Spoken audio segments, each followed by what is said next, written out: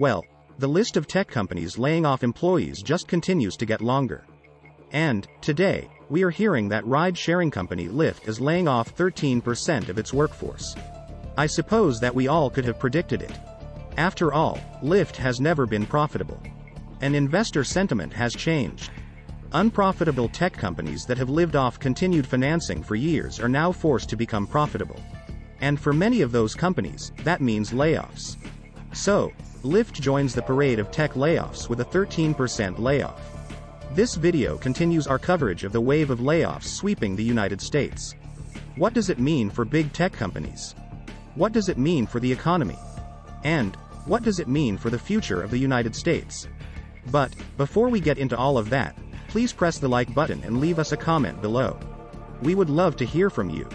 Please subscribe and hit the bell icon so that you are notified of upcoming videos when they are released. Today, Lyft announced that it is eliminating 13% of its workforce. The layoff is across the board and impacting all teams. In an email to employees obtained by CNBC, "We foresee a probable recession sometime in the next year," said Lyft CEO Logan Green. Also, rideshare insurance costs are rising, Green continued. But Lyft is not currently changing its guidance that it gave last quarter, Green added. Shares of Lyft fell 2% in early trading on Thursday just following the announcement. Shares of Lyft have declined 68% so far in 2022. The market capitalization of Lyft is now less than $5 billion. Just to review, the market capitalization of a company is the per-share price multiplied by the number of shares outstanding that can be traded on exchanges. You can think of the market capitalization as being the total value of the enterprise, around what it would cost to buy the whole company. Lyft has about 5,000 employees. So, 13% of that would be 650 positions to be cut. The layoffs were based on deprioritized initiatives, said Lyft President John Zimmer.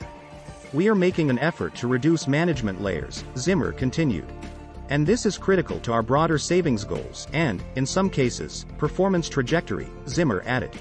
Lyft promised 10 weeks of pay for workers affected by the layoffs. They also committed to provide healthcare coverage through the end of April. Affected workers will also receive accelerated equity vesting and recruiting assistance. Long-term employees of more than 4 years will receive an extra 4 weeks' pay, Zimmer added. "We are not immune to the realities of inflation in a slowing economy," Green and Zimmer wrote. "We need 2023 to be a period where we can better execute without having to change plans in response to external events," Green and Zimmer noted. "And the tough reality is that today's actions set us up to do that," Green and Zimmer also added. The news of layoffs comes in the wake of a reported driver shortage this past spring. Naturally, the current Lyft workers are shifting in their seats, to say the least. If you recall, Lyft announced a hiring freeze in early 2022. And a hiring freeze usually precedes a layoff. "I fully expect Hunger Games-type behavior from the people still at Lyft after the layoff," a former Lyft employee added. "The stories I've heard and personally experienced are disgusting," the former employee continued. "It's rats on a sinking ship trying to survive," the former employee continued. "I can speak from my experience at Uber. It usually happens in stages depending on how bad things get," a former Uber employee wrote. "First come the hiring freezes. Then existing job offers are rescinded. Layoffs are starting to hit the tech industry hard this year. Employers are worried about an impending recession." If you follow this channel, you already know that many tech companies have already announced layoffs. Coinbase employees were subjected to rounds of layoffs. Fortunately, everything is not doom and gloom for Lyft. For example, top-line revenues for Lyft rebounded in Q2 as travel resumes. Total revenue exceeded pre-pandemic revenue for the first time. It is fair to say that Q3 earnings were weak or weakening in most companies, aside from oil companies. This year, it is clear that Wall Street analysts are valuing profitability over prospective growth. As a result, unprofitable tech companies' shares are getting punished. It seems that the day of reckoning for tech unicorns has arrived. And all companies are forced to either be profitable, find a merge partner, or die. The window for initial public offerings is effectively closed.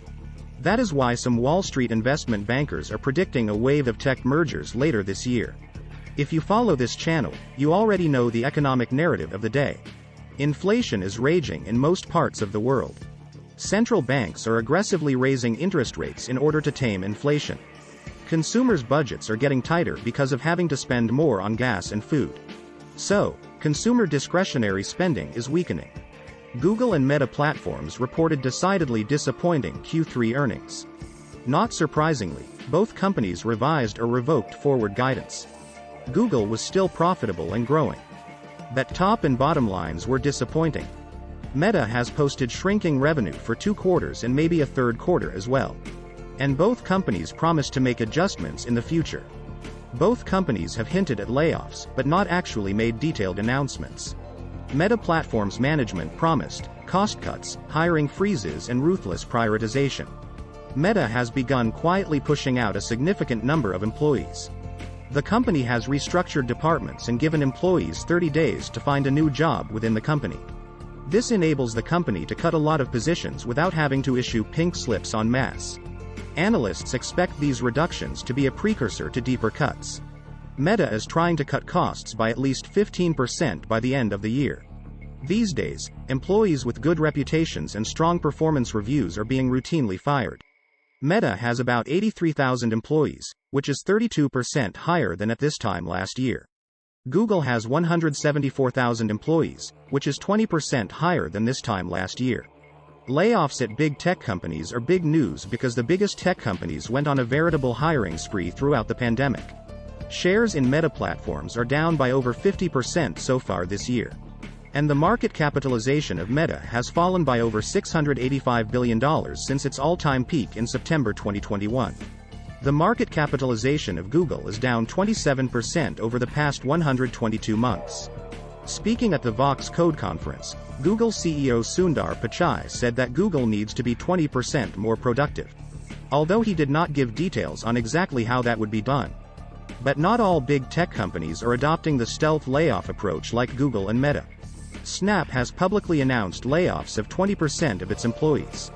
This comes after Snap grew its headcount by 65% within the past year and a half. Google, Meta, and Snap are probably the most notable of the companies reducing headcount. But there are many others.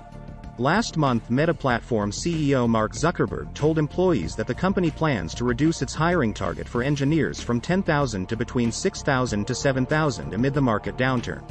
Realistically, there are probably a bunch of people at the company who shouldn't be here, Zuckerberg said. But, what do you think? Please leave us a comment below and hit the like button. We would love to hear from you. Please subscribe and hit the bell icon so that you are notified of upcoming videos when they are released.